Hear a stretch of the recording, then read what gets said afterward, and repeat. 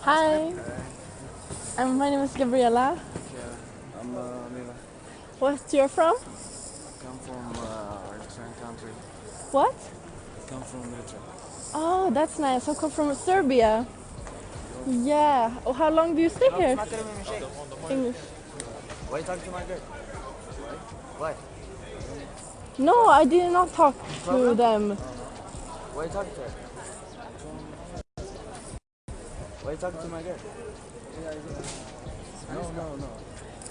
Pratar med min tjej. Min? Huh? Why? Nej, men det är lugnt, okej? Why talk to her? No. Vad händer? Sorry. Huh? Inte sorry. Inga problem bror.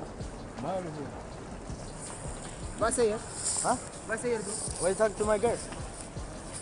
We're not talking. Okej, hejdå. Huh? Hejdå. Thanks man.